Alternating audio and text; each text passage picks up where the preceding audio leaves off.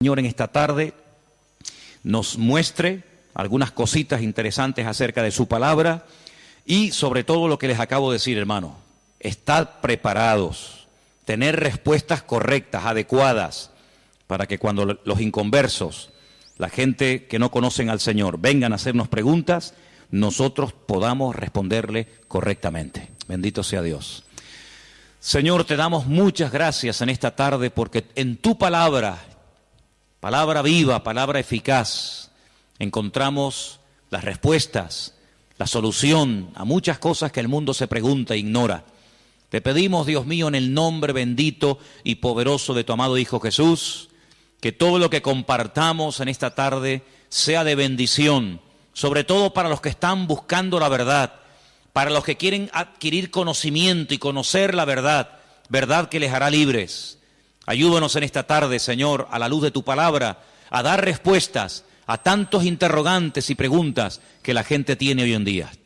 Nos ponemos en tus manos y pedimos que nos des luz y claridad en tu palabra, para que podamos, Dios mío, creer adecuadamente, estar firmes en la fe, sin titubear, sabiendo en quién hemos creído.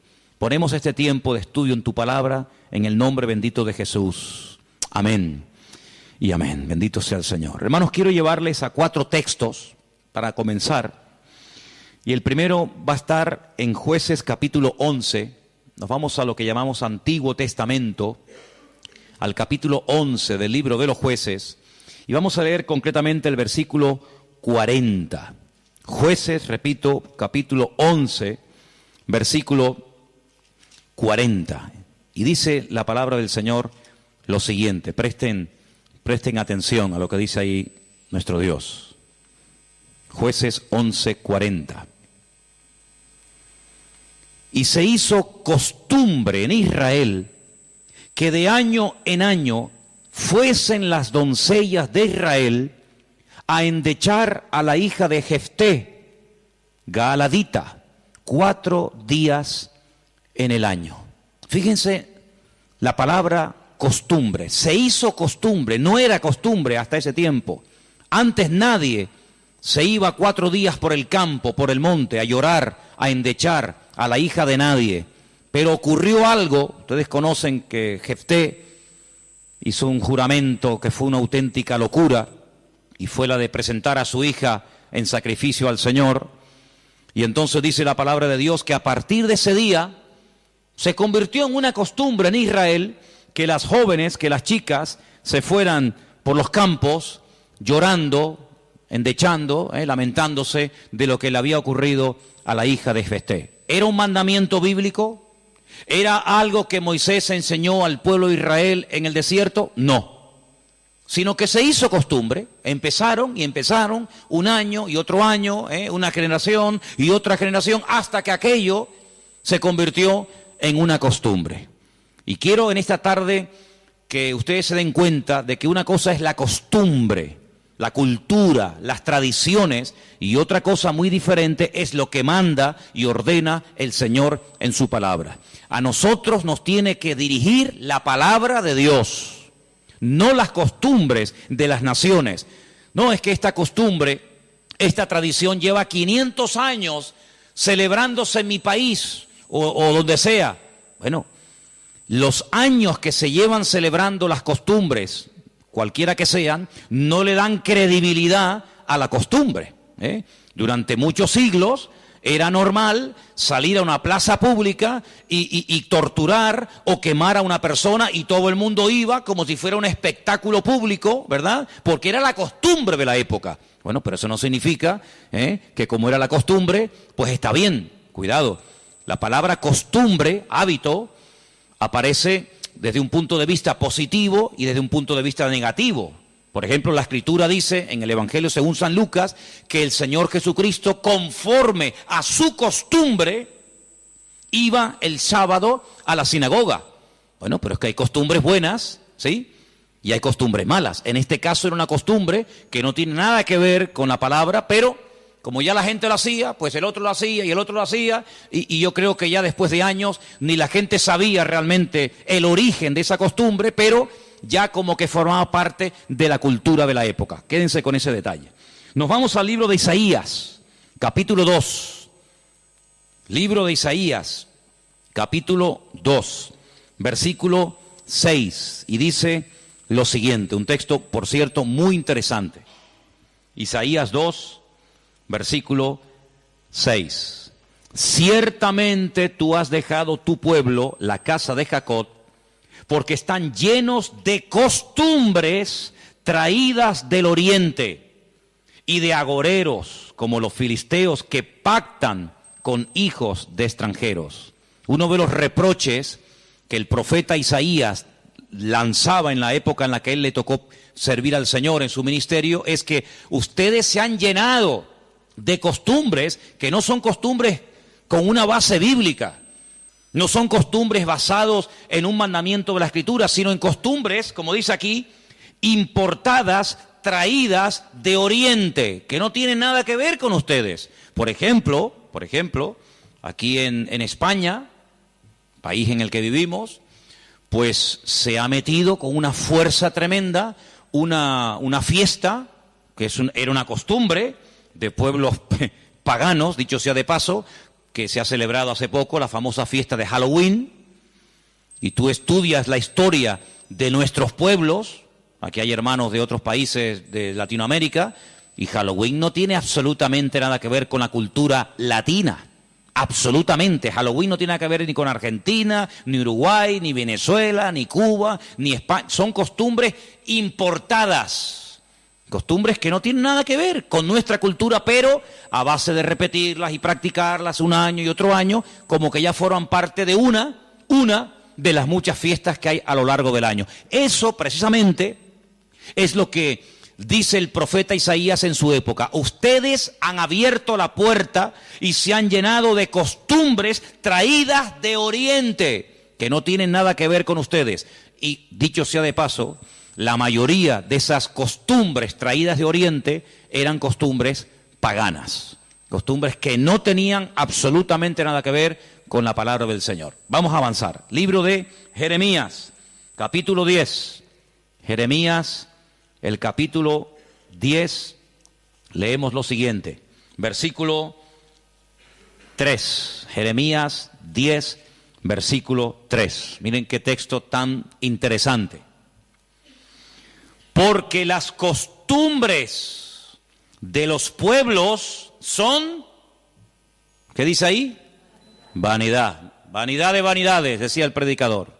Las costumbres de los pueblos son vanidad. Y ahora habla acerca de la idolatría, que era una de las costumbres, no del pueblo de Dios, sino de los pueblos paganos. Ahí la palabra pueblos es la palabra goyim. La palabra goyim significa naciones. Cuando se habla de Israel, se menciona Israel, para que no haya género de duda. Pero cuando se habla de naciones paganas, naciones extranjeras, naciones, digamos, no adoradoras del Dios vivo y verdadero, se les llama goyim, se les llama naciones. Y en este caso dice, las costumbres de esas naciones, de esos pueblos, son todas absolutamente vanidades. Quédense con eso. Vamos a leer un versículo en Ezequiel, profeta Ezequiel, un libro que no sé por qué no se suele leer mucho, pero tiene textos y historias muy interesantes. En el capítulo 11 de Ezequiel, el capítulo 12, dice así: sabréis que yo soy el Señor, porque no habéis andado en mis estatutos, ni habéis obedecido mis decretos, sino que según las costumbres de las naciones que os rodean, habéis hecho. Las costumbres de las naciones que les rodean, esas son las que ustedes están practicando. No los estatutos, ni decretos, ni fiestas, ni celebraciones que nuestro Dios ha ordenado en su palabra, sino que todo lo contrario. Hay momentos, ustedes seguramente han leído esos pasajes, donde los profetas, tratando de convencer, de sacudir al pueblo de Israel, les decían: a ver, vamos a ver, díganme ustedes un pueblo, una nación que haya cambiado sus dioses, que hayan dejado sus idolatrías por nuestro Dios. Ninguno, ninguno. Los egipcios, mira que vieron milagros los egipcios, porque las famosas 10 plagas de Egipto eran milagros, eran demostraciones del poder de Dios, ¿sí o no? Totalmente. Dejaron los egipcios al convencerse de que sus dioses no servían para nada, que hicieron el ridículo. Dejaron los egipcios su idolatría para creer en el Dios de los hebreos, en el Dios de Moisés, ¿sí o no? Para nada. Es más, cuando salen de Egipto, ¿qué hace el faraón? Vamos a perseguirlos, vamos a atraparlos y llevarlos otra vez a Egipto para que sean nuestra mano de obra. No se convirtieron, no se arrepintieron. Y mira que vieron la gloria de Dios, un río lleno de sangre. Bueno, eso es algo tremendo. Cruzaban la calle y allí la gente tenía luz y alegría y vida. Y a este lado, muerte, los animales se morían llenos de úlceras, llenos de llagas, miseria, pobreza, muerte. Oiga, aquí hay una diferencia. Esta gente pinta con sangre de cordero las puertas de la casa y no se muere nadie. Y nosotros, los poderosos egipcios, incluido el faraón, se mueren todos los primogénitos. ¿Te parece poca diferencia? Y así podríamos hablar de otra, ¿verdad? Se convirtieron, dejaron su idolatría por el Dios de Abraham, de Isaac y de Jacob. No. Daniel, en Babilonia, ¿cuántas veces vieron la gloria de Dios a aquella gente? Vieron a Daniel sobrevivir toda una noche y no ser atacado por los leones cuando lo metieron en el foso. ¿Se acuerdan, sí o no?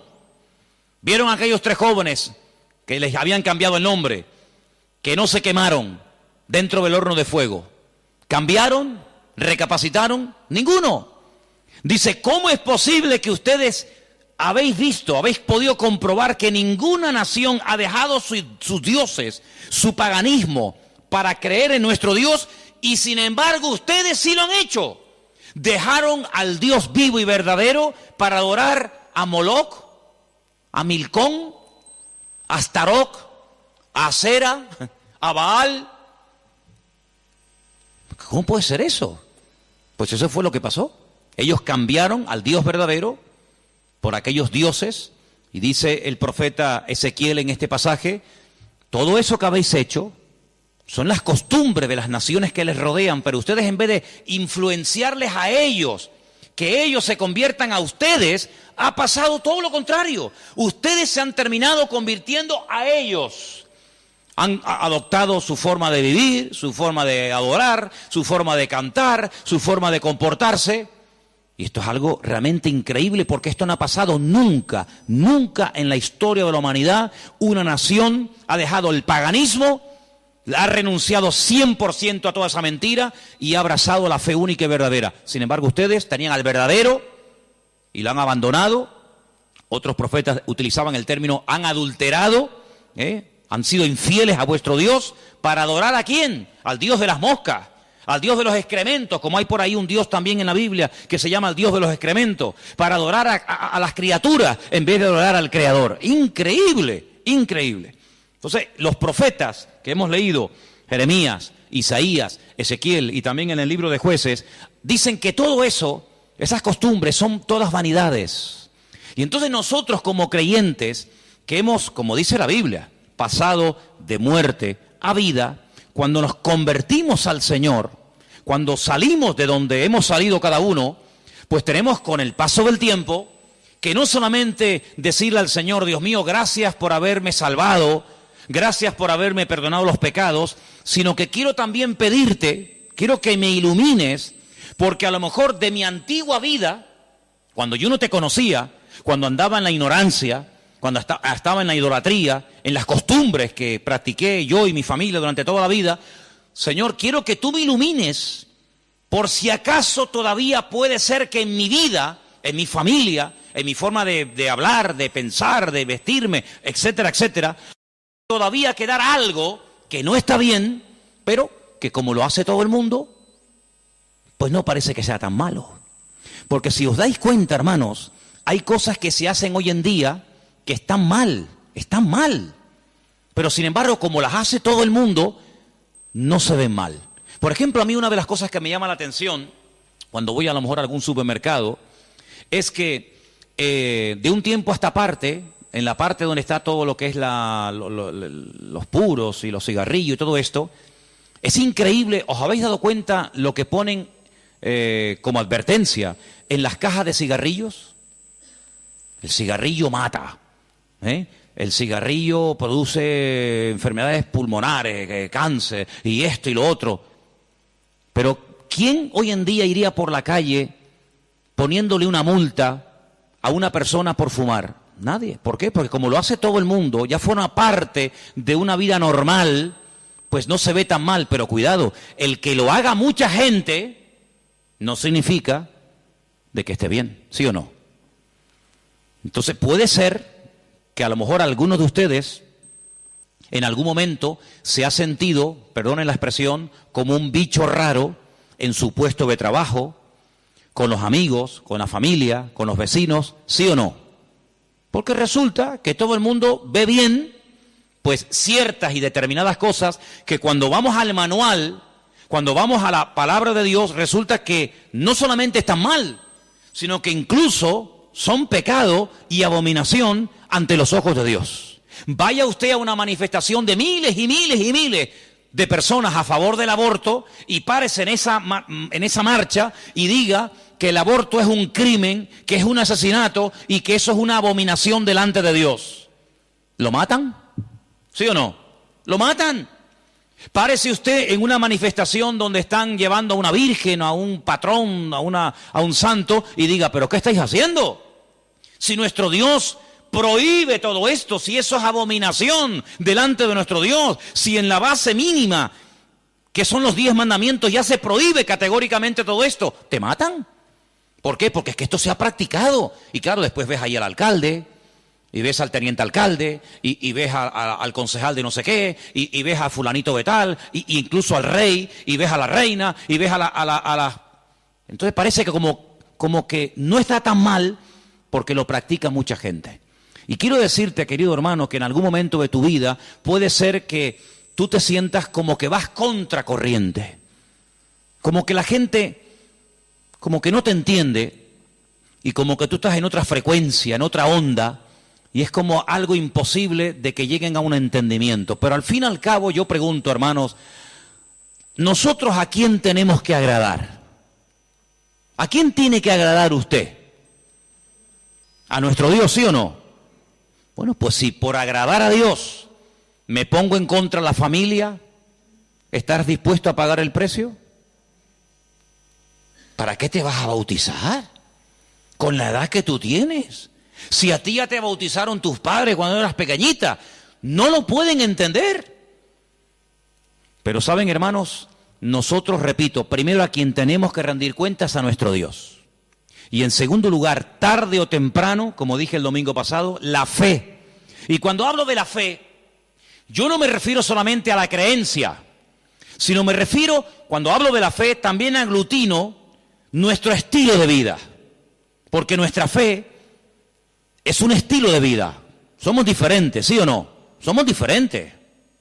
Somos diferentes a la hora de hablar, a la hora de pensar, a la hora de reaccionar ante una situación. Somos diferentes, lo queramos reconocer o no, somos gente diferente. Eso incluye también el concepto fe. No solamente que creo en un Dios, en un cielo, en un infierno, en la Biblia como palabra de Dios, sino que la fe me lleva a una serie de cambios. Bueno, pues en ese paquete de mi estilo de vida, yo tengo que pararme y decir, ¿lo que estamos haciendo forma parte de una base bíblica o de costumbres que se han ido traspasando de padres a hijos, de generación en generación? Y yo, como he formado parte toda la vida, evidentemente, de este sistema de vida del mundo, pues las he incorporado como algo normal, pero nunca me paré a preguntarme si lo que yo estaba practicando, si lo que yo estaba creyendo era de Dios o era algo totalmente antibíblico. ¿Quién te convenció a ti? ¿Cuándo te diste cuenta de que adorar imágenes no era de Dios? Algunos de ustedes lo hicieron toda la vida. Pero llegó un momento en el que dijiste, esto no es de Dios, ¿sí o no? El que fue ladrón, el que fue drogadicto, el que practicó la prostitución o cualquier otro pecado. Hay un momento en la vida en el que a la luz de la Escritura, oyendo los mensajes, las predicaciones, leyendo la Biblia, el Espíritu, ¡pam!, te golpeó, ¿sí o no? Te tocó y dijiste, que va, yo no puedo seguir por este camino. Y cuanto más profundices en la Biblia, cuanto más profundices en la palabra, te das cuenta de que uno tiene que cambiar en todo, en todo. Forma de hablar, a veces, ¿por qué no decirlo? Hasta en la forma de vestir, ¿sí o no?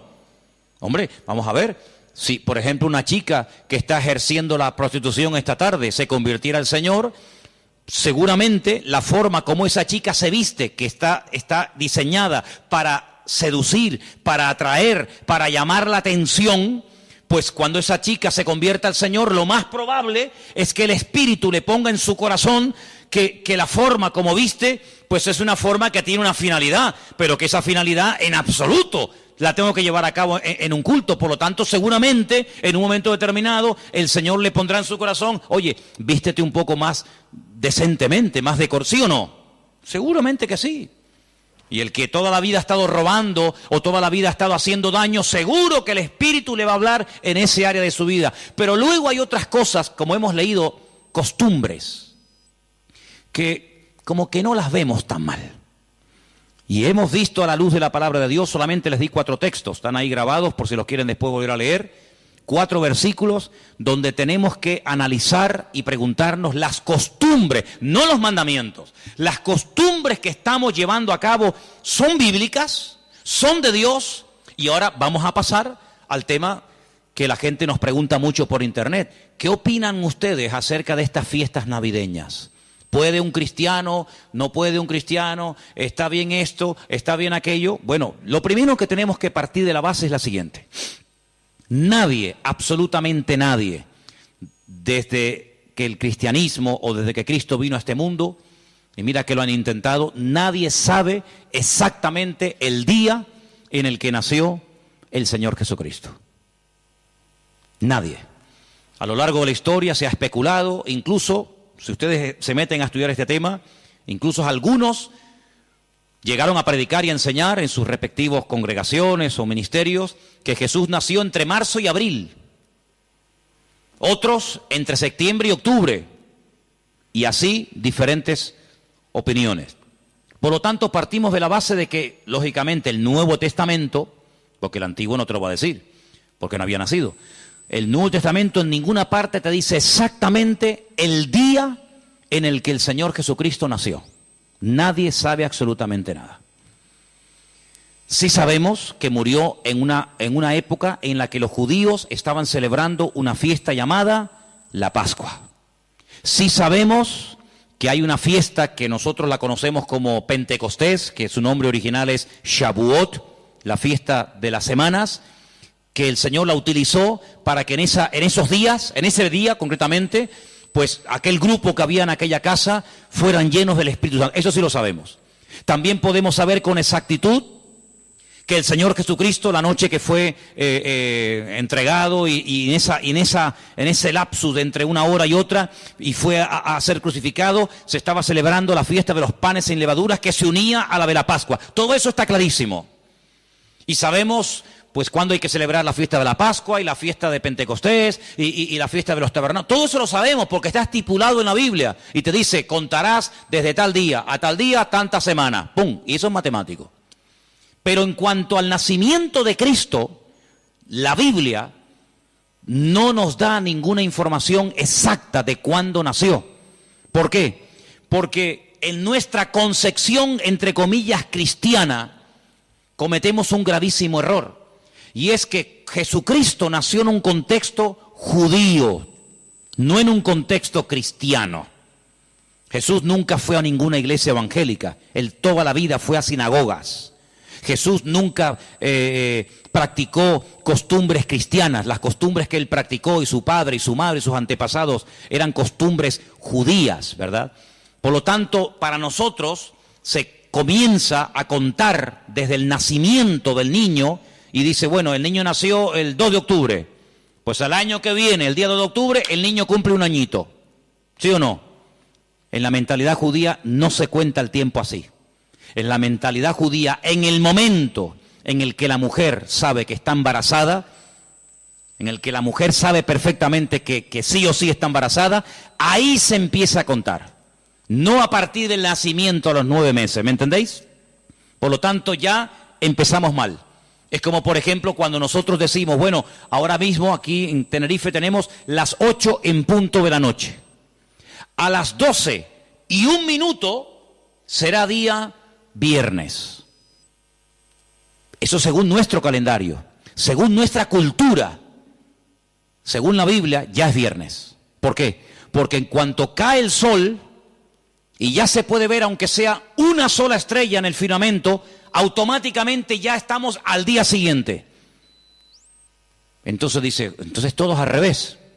Bueno, hay que saber estas cosas. Nuestro calendario gregoriano, inventado, mandado a hacer por un papa, tiene 365 días. El calendario bíblico tiene 360 días. Otro dato a tener en cuenta. ¿Qué te parece? Y así podríamos contar cantidad de detalles que cuando uno va a la palabra, uno tiene que conocerlos. Porque si no ya estás partiendo equivocadamente. Y entonces decimos, el nacimiento del niño marca el momento de su nacimiento y de su próximo cumpleaños. Te vuelvo a repetir, la vida en la cultura judía, en la cultura hebrea, se cuenta a partir de la concepción, no a partir del nacimiento. Ahora bien, tengo aquí algunos datos que les voy a leer en esta tarde, que son muy interesantes, pero primeramente quiero decir lo siguiente. No sabemos la fecha exacta del nacimiento de Cristo. No hay ni un solo ejemplo, ni uno solo. Si alguien sabe de alguno, por favor que lo diga ahora, o calle para siempre. No hay ni un solo ejemplo en el Nuevo Testamento de nadie que haya practicado el nacimiento de Cristo, que haya celebrado, mejor dicho, el nacimiento de Jesús. La única fiesta que nos obligó el Señor a recordar frecuentemente fue, dice, haced esto, háganlo en memoria de mí. Y cada vez que comáis este pan y cada vez que bebáis de esta copa, mi muerte estáis anunciando hasta que yo vuelva. Es una orden. Yo sé que hay movimientos cristianos o evangélicos que no practican esto de tomar pan y vino asiduamente, porque dicen que es algo simbólico. Bueno, yo solamente lo digo con todo mi respeto, no saben lo que se pierden. Y es una interpretación incorrecta. Yo creo que es bíblico y estamos todos de acuerdo, ¿sí o no? Que hay que partir del pan y el vino. Hombre, hay iglesias que lo hacen todos los domingos. Elena, por ejemplo, se crió en una iglesia que todos los domingos, sí o sí, todos los domingos a la mañana, se llama culto de comunión. Por eso, porque se da la comunión. Hay iglesias que lo hacen una vez al mes, otras iglesias una vez al año, etcétera, etcétera. Pero que hay que hacerlo, hay que hacerlo. Pero Jesús nunca dijo, los discípulos nunca dijeron, Pablo nunca escribió, Pedro nunca escribió, Santiago nunca escribió, ningún discípulo escribió, y también tenéis que recordar todos los años el nacimiento del Mesías. No. Mira, recordamos cuando partió el pan y el vino e inauguró el nuevo pacto. Recordamos su muerte, claro. Recordamos su resurrección. Recordamos la venida del Espíritu Santo en el día de Pentecostés. Recordamos un montón de cosas, pero bíblicamente no te puedo demostrar, no lo puedo hacer. Te estaría mintiendo. No te puedo demostrar bíblicamente que los primeros cristianos celebraban el nacimiento de Cristo. No lo hacían. Ni siquiera es un mandamiento de la Biblia el celebrar dicha fiesta. Entonces te estoy dando información para que lo sepas. La fecha exacta del nacimiento de Cristo no se encuentra registrada en el Nuevo Testamento. Ahora, el famoso día 25 de diciembre ha sido un día que en el mundo pagano, en el mundo greco-romano, ustedes saben que estaban los babilónicos, luego vinieron los medos persas, a continuación los griegos y después los romanos. El Antiguo Testamento, lo que llamamos vulgarmente Antiguo Testamento, termina con el imperio medo-persa. Pero cuando empezamos a leer el Nuevo Testamento, nos encontramos a los romanos. Y tú dices, ¿pero y los griegos? ¿Ves? La Biblia no te da información sobre los griegos. Pero entre el Antiguo y el Nuevo Testamento, que hay 400 años de silencio, ¿sabían eso, no? Nuestro Antiguo Testamento, ¿cuál es el último libro del Antiguo Testamento según nuestra Biblia? Malaquías. Pero cuando tú vas a una Biblia hebrea, tú te das cuenta que el último libro del Antiguo Testamento no es Malaquías, es Segunda de Crónicas. Da igual, el orden no altera los factores, ¿no? Sea uno, sea otro, son exactamente los mismos, aunque el orden es diferente. Pero cuando se termina de escribir, cuando el último profeta del Antiguo Testamento terminó su mensaje, supongamos que fuera Malaquías, hasta que encontramos al siguiente profeta predicando. ¿Y quién fue el siguiente profeta entre el Antiguo y el Nuevo predicando? ¿Quién fue? Juan el Bautista. Hay 400 años de silencio. No hubieron profeta entre Malaquías y Juan el Bautista. ¿Y cómo se guiaba la gente? Por la palabra. Ahí estaba todo escrito, todo comprimido, todo condensado. Y fue un tiempo de silencio, de palabra profética, pero la palabra ya estaba escrita. Luego la gente querían palabra, vayan a la palabra, valga la redundancia. Vayan a la escritura y ahí encuentran todo. Bien. Entonces cuando vamos a estudiar la palabra de Dios, nos encontramos que ese imperio que no aparece en el Antiguo Testamento, que son los griegos, que aparece en esos famosos libros que yo he recomendado muchas veces que lean, Primera y Segunda de Macabeos, que son la familia de los Macab, que significa martillo en hebreo. Los macabeos son los que martillaban, los que machacaban. Y en estos días en Israel se está celebrando una fiesta que no tiene una base, vamos a decir, bíblica, sino es un mandamiento bíblico el cumplirla, vaya, pero que es una fiesta que en estos días ya se está celebrando, y les voy a demostrar que Cristo la celebraba, aunque no era mandamiento, Él la celebraba, y es una fiesta que se llama la fiesta de Hanukkah. Y por eso ustedes cuando van a Israel van a encontrar que hay dos modelos de candelabro diferente. Está el famoso menorá, que tiene 7 brazos, y después se encuentran la Hanukkía. Menorá es el de 7, Hanukkía es el de 9. Y tú dices, ¿qué diferencia hay entre uno de 7 y uno de 9? Bueno, te lo voy a decir. El candelabro de 7, la menorá, era el que se utilizaba primeramente en el tabernáculo y después en el templo, pues para iluminar. No había luz eléctrica, no había un interruptor y se encendía la luz, sino que se ponía aceite, ¿verdad? Se iluminaba para que el sacerdote pudiera moverse y pudiera ministrar en el templo, ¿verdad? Ya dimos en su día una explicación de que el primer versículo, quédense con este dato, el primer versículo de los primeros 5 libros de la Biblia, Génesis 1.1, Éxodo 1.1, Números 1.1, Levítico 1.1 y Deuteronomio 1.1, nos explican todo lo que tiene el menorá. ¿Cuántas palabras tiene en hebreo el primer versículo de Génesis? 7 brazos. Otra característica de la menorá la encontramos en Éxodo 1.1 y así sucesivamente, pero no voy a entrar en detalles acerca de eso.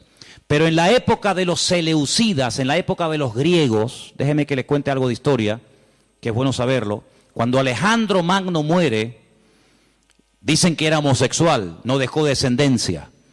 Es el único imperio que pervive después de la muerte del emperador, pero no en sus hijos, sino en sus generales. Por eso Daniel, cuando está en Babilonia, dice que él vio a un leopardo con 4 cabezas.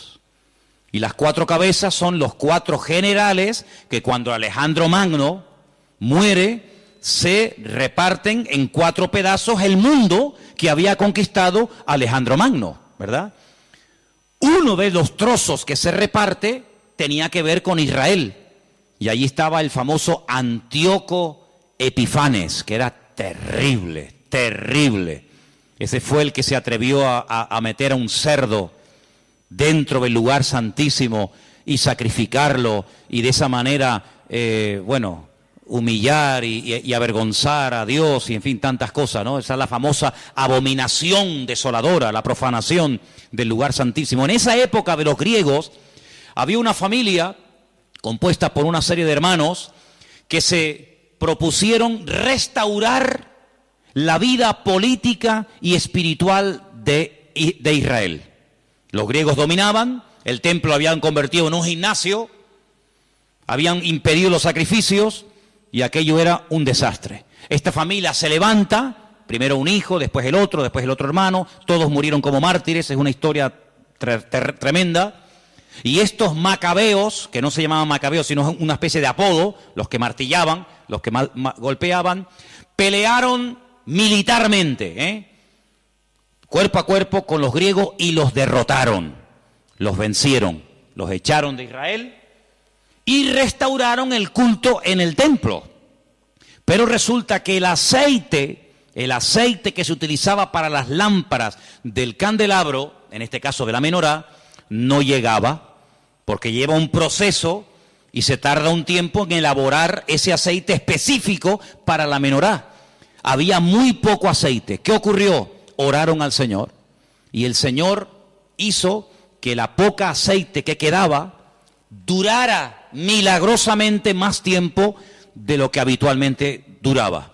A partir de ese momento, para recordar el milagro de que el Señor permitió que el aceite durara más tiempo de lo habitual, se comenzó a celebrar la fiesta de la Hanukkah, la fiesta de las luces, la reinauguración del templo. Entonces, en esta época del año, para recordar ese milagro, se enciende con la vela del centro, cada día una vela diferente, hasta llegar a 9 velas, porque ese fue el tiempo que duró el aceite. Y eso es lo que significa la fiesta de Hanukkah. Ahora ustedes pueden ver, dice, y Jesús subió al templo a la fiesta de la dedicación del templo. Y tú dices, ¿qué fiesta es esa? Porque ahí no dice Pascua, ahí no dice Pentecostés, ahí no dice Tabernáculo, dice a la fiesta de la dedicación del templo. Pero si el templo ya estaba inaugurado cuando Cristo vivía.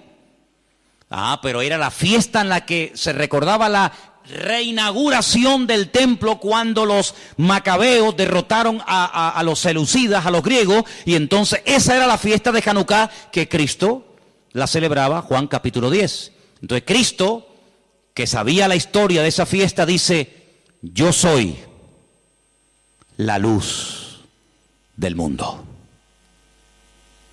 Y la gente sabía lo que estaba diciendo, porque así como este aceite, esta luz se enciende, yo soy ahora la luz del mundo. Y posteriormente a sus discípulos le dice, y ahora también vosotros sois la luz del mundo. Y todo está basado en algo que pasó en aquel tiempo. Entonces, cuando vamos al Nuevo Testamento, nos encontramos que nos dice la Biblia quién gobernaba en el Imperio Romano en el tiempo del nacimiento de Cristo.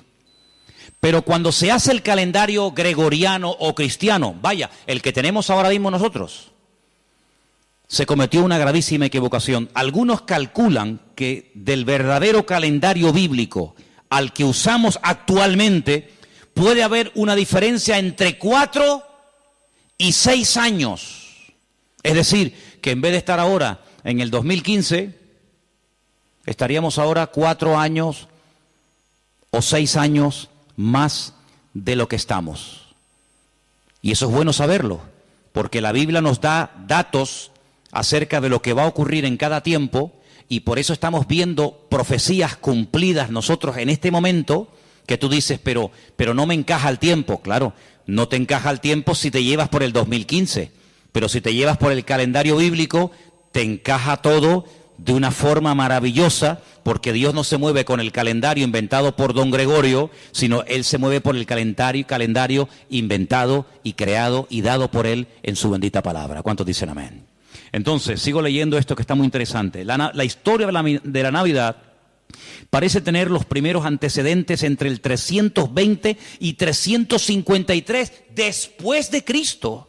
Es decir, que hasta el 350 y pico después de Cristo, ningún cristiano, ninguna iglesia practicaba o celebraba lo que vulgarmente llamamos la Navidad. Durante más de 300 y pico de años, esto no existía. ¿Qué te parece? Yo dije un día que si ustedes quieren ver la transformación terrible que experimentó el cristianismo, tienen que leer detenidamente lo que pasó en el Concilio de Nicea. Ahí en Google, se meten, Concilio de Nicea, estudien, lean lo que allí pasó. El cristianismo del 300 para atrás era diferente al cristianismo que se vive hoy en día del 300 y pico hasta nosotros. Todo cambió, hermanos, todo cambió. Entonces fue en esa época, en ese tercer siglo, cuando se comenzó a decir que Cristo había nacido el 25 de diciembre. ¿Por qué? Porque era la fiesta, era el día más pagano del año. Se celebraba el culto al dios Saturno, y el dios Saturno era el dios de las cosechas, y era un día de celebración, pero de celebración pagana, de sacrificios en agradecimiento al dios Saturno. era el solsticio de invierno en el hemisferio norte, y ahí dijo alguien, bueno, vamos a utilizar el día más pagano del año cuando se adora al sol, vamos a utilizarlo y lo vamos a cristianizar para que de esa manera también nosotros los cristianos formemos parte de la festividad y de la alegría a nivel mundial. Desde finales del siglo IV, finales del siglo IV, el cristianismo comienza con la famosa tradición de la Navidad, y el Papa Julio I dijo que Jesús había nacido el 25 de diciembre. ¿De dónde lo sacó? De ninguna parte, se lo inventó, porque la Biblia no dice que Jesús nació el 25 de diciembre, pero él, como era el Papa, cualquiera le llevaba la contraria.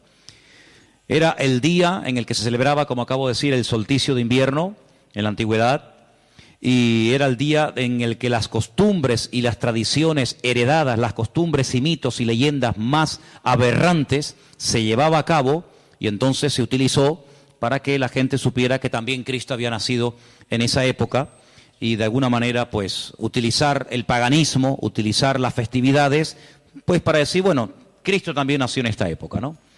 En el año 540, un monje llamado Dionisio, cuyo apodo era el Exiguo, en el cálculo de las fechas propició la fijación de una fecha errónea en cuanto al nacimiento de Cristo. El error incluso hasta en el año, porque se cree que Jesús nació 4 o 6 años antes de lo que realmente esta gente decía. El tema de las fechas, ya hemos dicho, es algo muy controvertido, pero al final se llegó a la conclusión de que Cristo había nacido en esa época, y los cristianos comenzaron a practicarlo como parte de la cultura o de la tradición. Hay muchos relatos en los que cuenta la historia que miles y miles de cristianos se dejaron matar, quemar, crucificar y torturar hasta la muerte porque se negaban a celebrar la famosa Navidad el 25 de diciembre. Así que hermanos nuestros en la fe han muerto quemados, torturados y crucificados por negarse a formar parte de una fecha inventada, creada por el hombre, rodeada de paganismo, donde una de las costumbres que había era sacrificar toros, sacrificar animales, cortarle los testículos a estos animales y colgarlos en los árboles. De ahí viene la famosa costumbre de colgar bolitas en los árboles, de la costumbre pagana de aquellos degenerados griegos y romanos que hacían este tipo de ofrendas y de sacrificios a sus dioses, y de ahí pasó. Luego se prendía fuego al árbol, pero claro, prender fuego al árbol, pues en una casa particular es una temeridad, y entonces a alguien con el paso del tiempo se le ocurrió ponerle un montón de luces para que represente aquel fuego, que evidentemente no se puede hacer hoy en día por sentido común, pero entre las bolitas y el fuego que se pone, las luces que se pone, pues es lo más parecido a aquellas bolitas que se ponían colgadas en los árboles, y al mismo tiempo las luces representan el fuego, que por cuestiones obvias no se pueden poner hoy en día.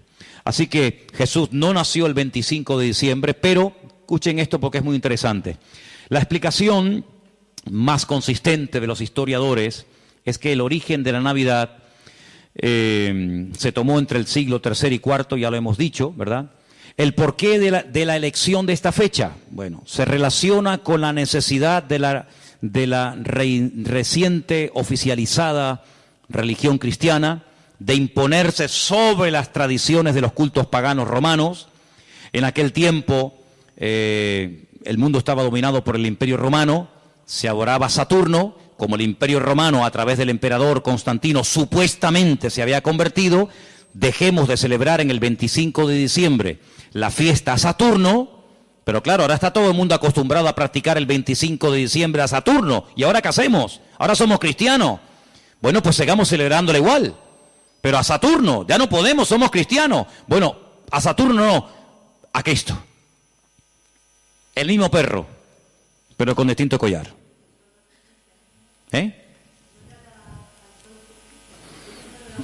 Adoraban al sol.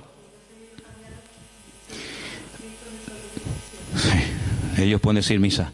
Los papas eligieron el 25 de diciembre como día del nacimiento de Jesús, como una estrategia para el proceso de expansión del cristianismo, en el que sistemáticamente se buscó absorber y fusionar toda celebración de ritos paganos con las nuevas creencias o fe de los cristianos. Por lo tanto, bíblicamente, si alguien te para en la calle y te dice que la fiesta de la Navidad, que se suele celebrar el 25 de diciembre, tiene un trasfondo pagano, no se te ocurra llevarle la contraria ni decirle que no es así, porque vas a ser el más rotundo ridículo. Efectivamente, el día 25 de diciembre era una fiesta, la fiesta más pagana en todas las culturas del Imperio Romano, donde se hacían auténticas barbaridades, sacrificios humanos, sacrificios de animales, ofrendas brutales de sangre, etcétera, etcétera. Como supuestamente, repito, el Imperio Romano dejó el paganismo y abrazó la fe cristiana que había perseguido durante más de 300 años, pues ahora ¿qué hacemos? Ahora nos encontramos con un dilema. Bueno, lo solucionamos fácilmente. Seguimos manteniendo el día, seguimos manteniendo las costumbres de dicho día, ¿vale? Seguimos celebrando todo exactamente igual, pero en vez de a Saturno, en vez de a divinidades falsas, pues la celebramos a Dios y total, aquí no ha pasado absolutamente nada. A base de repetir y de repetir y de practicar, un siglo, una generación, otra generación, nos hemos puesto hoy en día en el año 2015, aparentemente después de la era cristiana, y resulta que hemos abrazado unas costumbres y unas prácticas que nosotros no lo hacemos con ninguna mala intención, ¿no? Nosotros no lo hacemos porque creemos en el paganismo, ni mucho menos, pero sin darnos cuenta estamos practicando y celebrando y haciendo cosas que tienen un trasfondo totalmente pagano, pero después queremos que los paganos cambien cuando los paganos lo que han hecho es que nos han cambiado a nosotros. Y se han metido en nuestras casas, y se han metido en nuestras costumbres, y se han metido en nuestro vocabulario, y hemos visto, no de ahora, de hace ya muchos años, que en estos días, que teóricamente, vamos a decir, ha nacido el Señor, que no es así, ya lo hemos demostrado, pero que teóricamente teníamos que celebrar su nacimiento, resulta que se ha convertido en una fiesta, ¿de qué? De despilfarro, de derroche, de negocio, donde después se habla de la famosa cuesta de enero, porque la gente empezó a regalar y a comprar y a regalar y a comprar, a regalar y a comprar cosas que después en enero se arrepienten o no usan o quieren cambiar, y después resulta que ya el año, en vez de empezarlo libre de deudas, ya lo empiezan con más deudas, aparte de las que ya tenían del año anterior. ¿Por qué? Porque la fiesta así lo requiere. Porque si no le regalamos al abuelito, y si no le regalamos nada al niño, y si no le regalamos nada a la abuelita, o al tío, o al papá, o al sobrino, pues como que es una falta de educación, y como que falta el amor en la familia, y como que todos nos hemos vuelto locos, y nos hemos fanatizado, porque ahora somos cristianos. No, mi hermano, aquí no nos hemos vuelto locos, sino que ¿sabe lo que pasa? Que el conocimiento confronta, y el conocimiento compromete. Por eso hay gente que dice, yo prefiero no saber nada, y seguir en la ignorancia. Pero ¿sabes qué? Cuando estamos en Cristo, estamos obligados, estamos comprometidos con la verdad. Y la verdad nos hará libres en la medida, no es como un botón, la verdad os hará libres. Eso no cuesta nada decirlo. La verdad nos hará libres siempre y cuando interioricemos y practiquemos la verdad. Porque yo puedo conocer la verdad, pero la verdad, si no la vivo, si no me la aplico, si no la practico y si no la interiorizo, la verdad simplemente no hace absolutamente nada. No es como un amuleto. ¿Cuánta gente ha comprado antaño la Biblia? ¿Cuántos hogares tenían un pedazo de Biblia enorme y la tenían ahí en la estantería? ¿Por qué? Porque, hombre, es la palabra de Dios. Pero es que la palabra de Dios no es un amuleto. No es como el que pone una herradura. No es como el que pone una ristra de ajos. No es como el que recurre a un amuleto, que los hay en todas las religiones. Los judíos también tienen un montón de amuletos, ¿eh? No se pueden ustedes imaginar. La famosa segulá y tantos amuletos creados y diseñados y vendidos y bendecidos por los rabinos para protección del mal de ojo, para protección de no sé qué, para protección de los malos espíritus. En todas las religiones siempre ha habido amuletos, pero la verdad, la Biblia no es un amuleto, es un estilo de vida que nos lleva a comprometernos y nos lleva a decir, Señor, perdóname, Porque he estado creyendo y practicando y encima enseñando y transmitiendo una mentira, creyendo que es una verdad. Y no hay nada peor que creer que algo de mentira es una verdad y yo la practico en mi vida. Hermanos, en estos días, generalmente en todas las iglesias, incluido esta, suele ocurrir algo muy común. Y es que, por ejemplo, lo notamos, ¿no? Y no es que llevemos un control excesivo del tema, pero les cuento la realidad. Muchísimos creyentes se gastan el dinero que tienen y el que no tienen y se olvidan muchas veces de lo que tenían que haber apoyado con su dinero a la obra de Dios. ¿Por qué? Porque hay que comprar regalos a todo quisqui y hay que tirar la casa por la ventana. Y si nos vamos a la noche a la cama sin tener toda la mesa llena de comida, como que no hemos celebrado Navidad. Y yo pregunto, imaginémonos por un instante, que no es así, pero trabajemos con la hipótesis. Bueno, vale, nació el 25 de diciembre, vale, perfecto. Si realmente nació el 25 de diciembre, ¿a quién tendríamos que celebrar la fiesta? Me imagino que al Señor. Pero nosotros somos tan listos que nos hacemos la fiesta para nosotros. Y tendríamos que traerle regalos a Él. ¿Cómo? Bueno, pues ¿qué le hace falta a la iglesia? Pintarla. Yo regalo este año la pintura.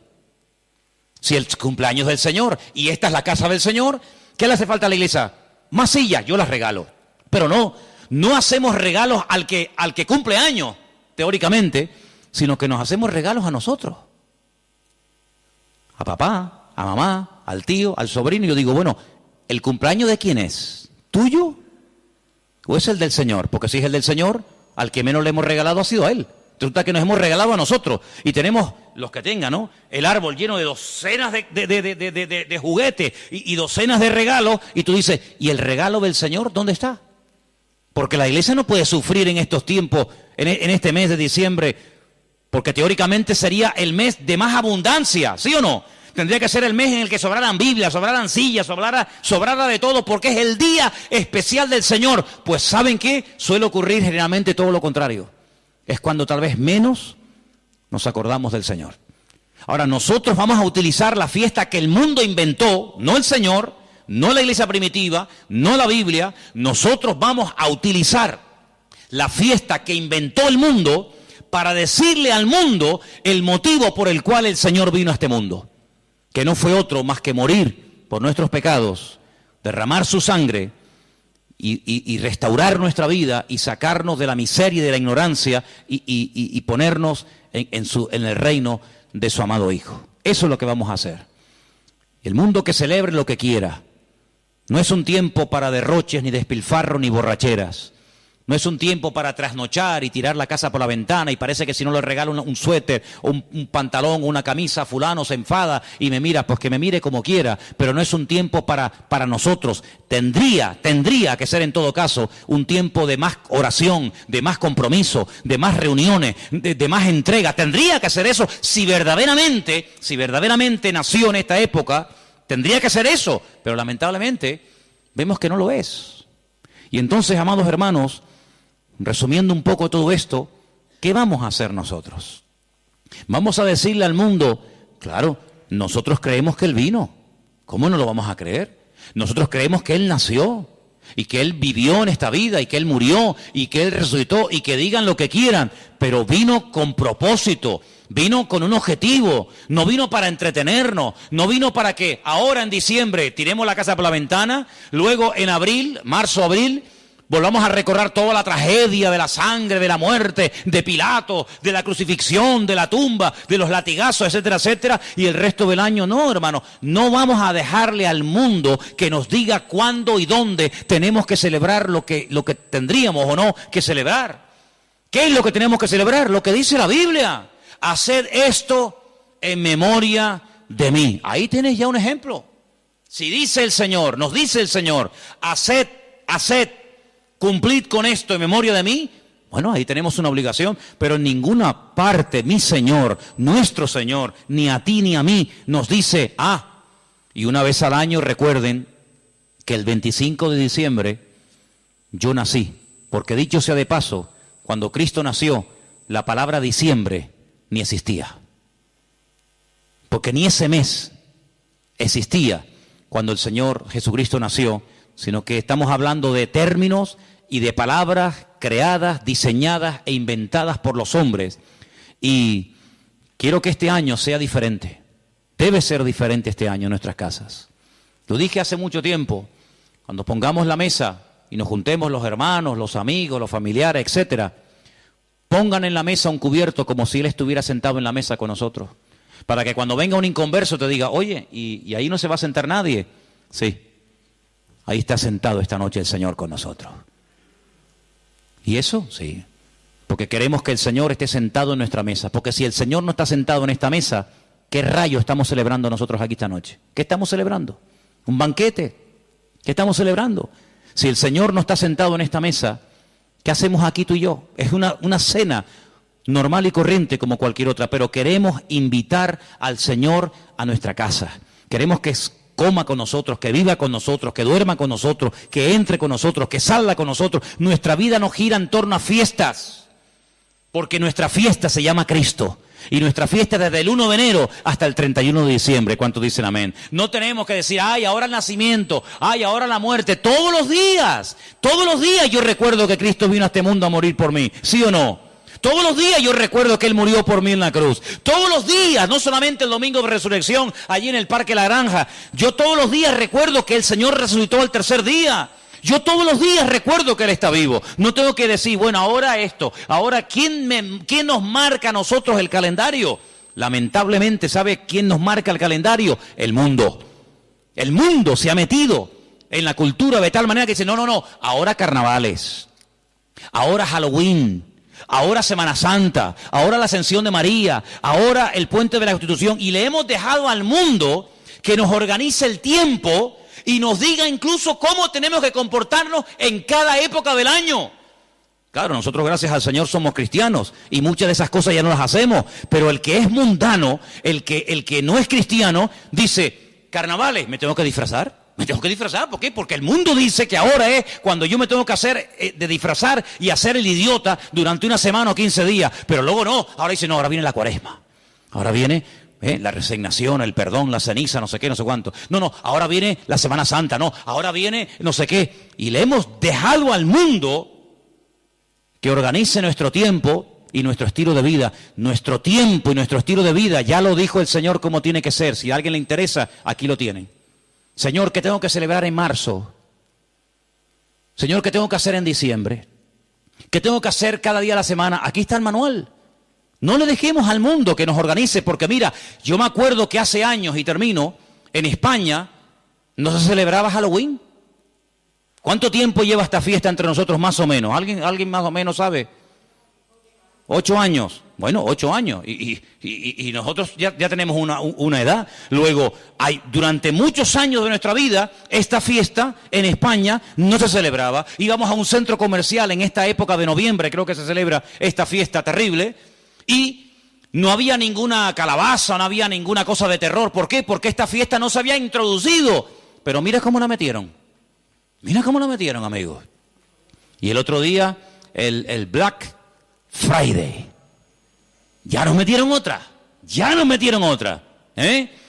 Y en enero, ahora y el mundo tiene, hermano, lo tiene tan claro, el diablo tiene tan claro los objetivos que dice, mira, a la gente le gusta varias cosas. Comer bien, vestir bien, vivir bien y divertirse.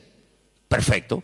Como no quieren ser guiados por el camino de la palabra, como no quieren ser guiados por el camino de Cristo, sino quieren seguir por el camino del relajo, por el camino del despilfarro, pues yo le voy a dar.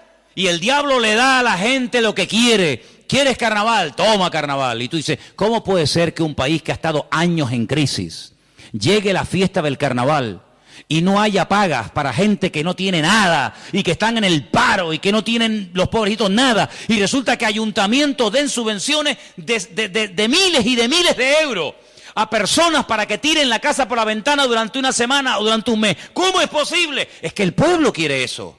El pueblo quiere eso. En el pueblo de Tordesillas, en la provincia de Valladolid, la tradición del toro de la Vega. ¿Quién no ha oído esa barbaridad? cogen un toro bravo, lo sueltan al campo y miles y miles y miles y miles de personas lo rodean, lo pinchan, lo clavan, lo torturan. Cuando ya el animal está reventado que no puede más, llega uno, rácata, le clava una lanza, lo montan en un caballo, lo llevan al pueblo y es el héroe, porque este año ha matado el toro de la Vega.